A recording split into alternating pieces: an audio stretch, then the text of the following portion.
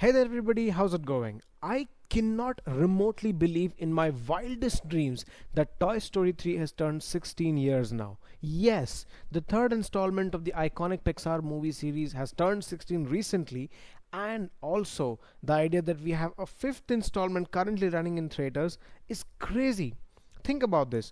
Who in their right minds would have wanted the toys to have such a bittersweet ending? Something that is still sticking to people's heads even after all these years. And that definitive ending is the reason why many people believe the installments beyond Toy Story 3 aren't exactly as necessary as you might think in the grand scheme of things. Hey there, everybody, how's it going? This is John, and you're watching CineManiacs 24/7. And today's topic is going to be about watching Toy Story 3 as an adult. I'm going to tell you about my experiences of the movie, what I grew up watching as a kid, and how I feel right now, years later, after turning into an adult, into the workforce, having a life of my own, and still watching this movie back on DVD as well. It took me 11 years to find this, but I still found this. So, we're going to discuss the entire movie today. Please make sure you subscribe down to the channel as well and keep following all my updates because I'm bringing a lot of stuff very soon. So, yes, let's begin on a high note.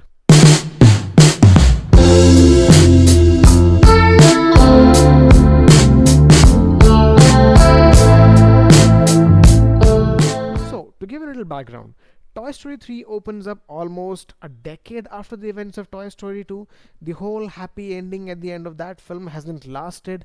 Andy has grown up and become a 17-year-old kid who is college bound, and all of his toys in the background gone, with the only set of characters that remain are the core gang.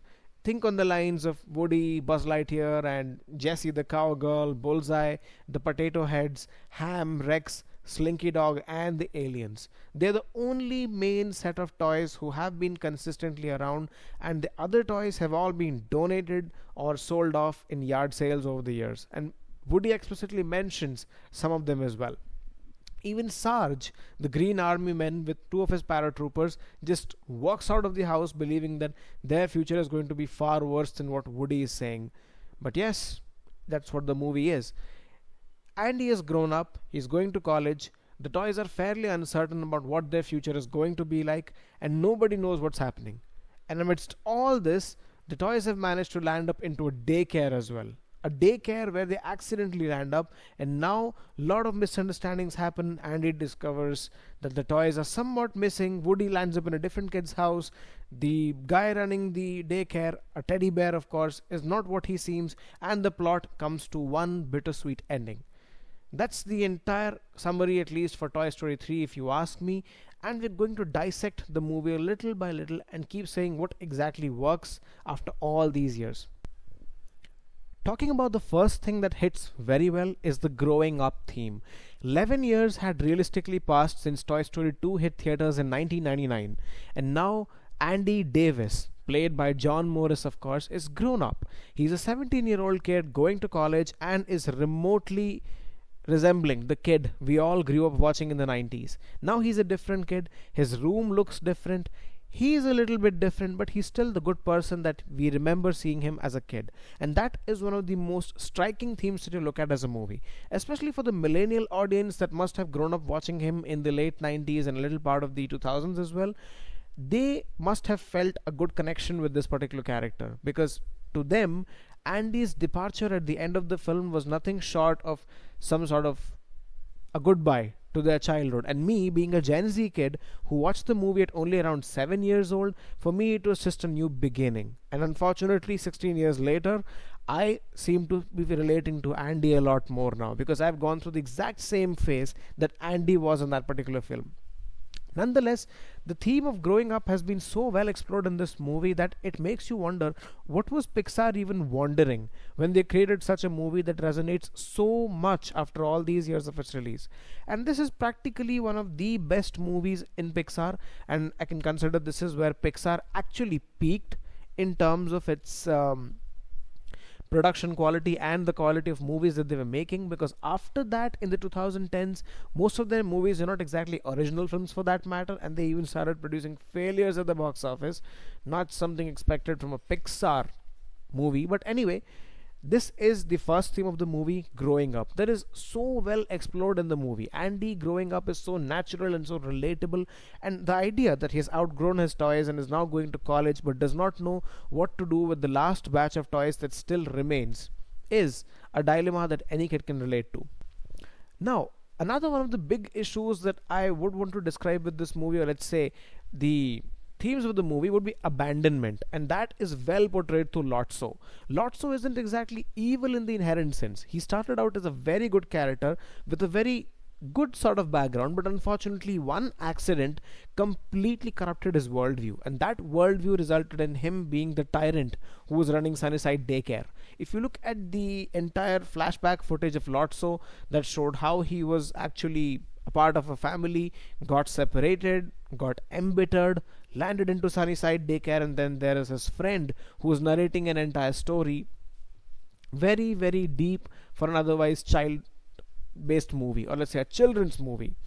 Lotso was played by Ned Beatty, who is one of the most recognizable character actors of the 70s, 80s, and the 90s as well.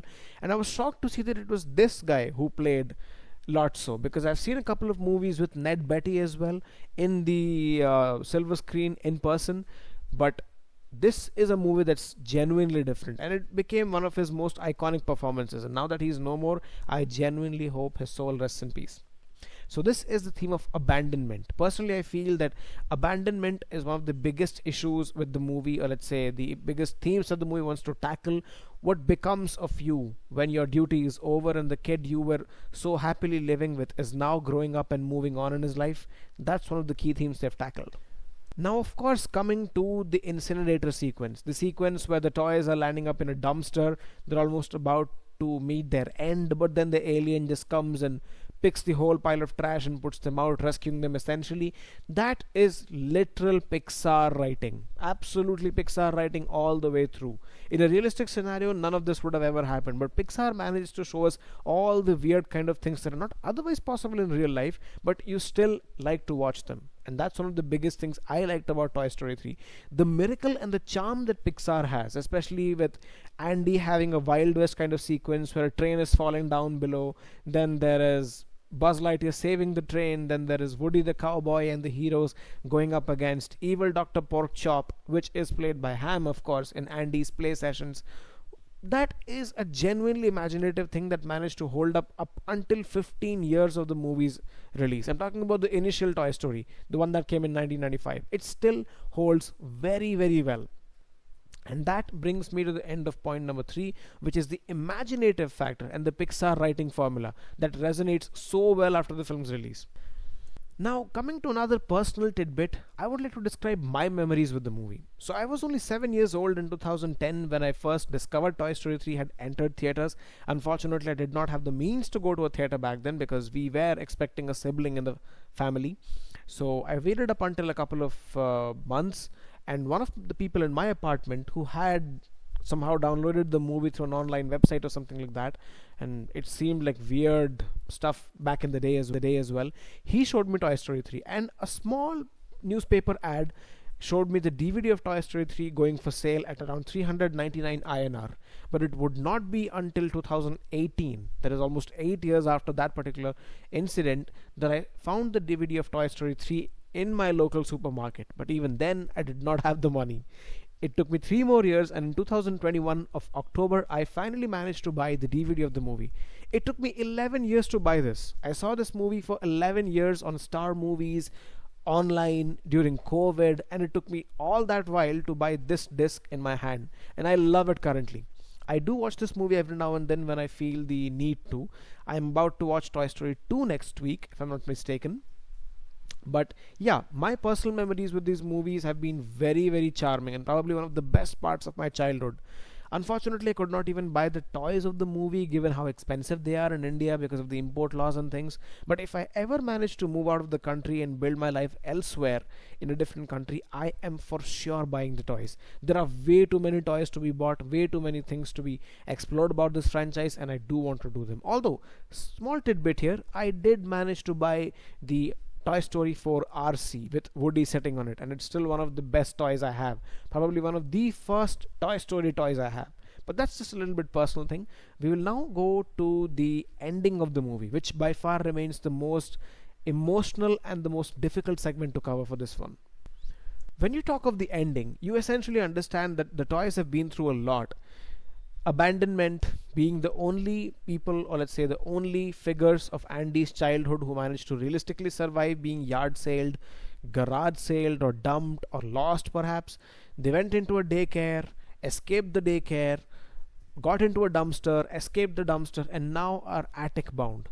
But this is where Woody realizes that maybe the attic is not a good place for the toys. And having met Bonnie, he basically writes a note to Andy so that he can donate the toys to Bonnie and then march off forever.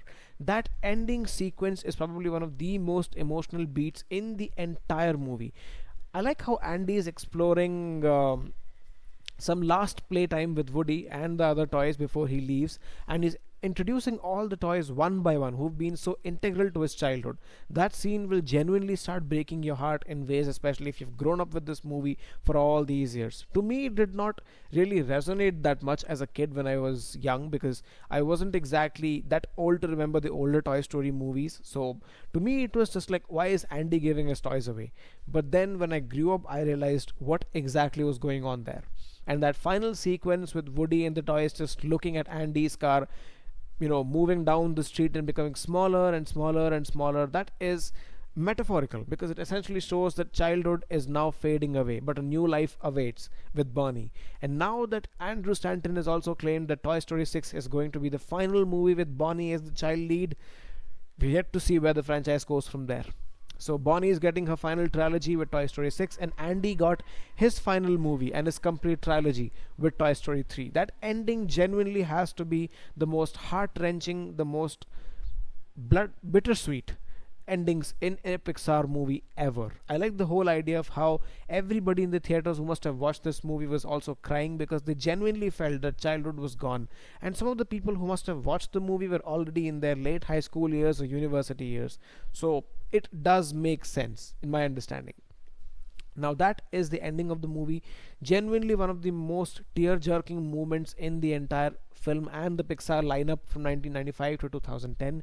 You can literally see the creativity and the color usage reflect in each and every frame that they managed to show in this particular film. And now we get to the conclusion section. And what do I think about what exactly Toy Story 3 has aged into over the last couple of years? So, to conclude everything, Toy Story 3 has genuinely aged very well. Now, do I say it's commercialized? Yes, in certain places, because I believe that a lot of the ideas that they managed to somehow just throw around in Toy Story 2 were somehow sneaked into the narrative. Parts and bits of the entire movie were already predicted in Toy Story 2, but somehow they did it really, really well. But of course, I'd miss the whole idea of the background characters in Andy's room not being there. But thank you, they somehow managed to show them in the video footage scene in the beginning of the movie, where you get to see Andy's childhood roll out, Molly's birthday, Andy watching a horror movie with his toys, playing around, and then the screen cuts to black and you get to see the events of the movie, of course. Toy Story 3 was a genuinely good movie, and all these years I still have multiple memories with this movie that I will forever cherish for the rest of my life. So that is it. This is a very fairly emotional video and a difficult one to make. I had to watch Toy Story 3 and then get back here.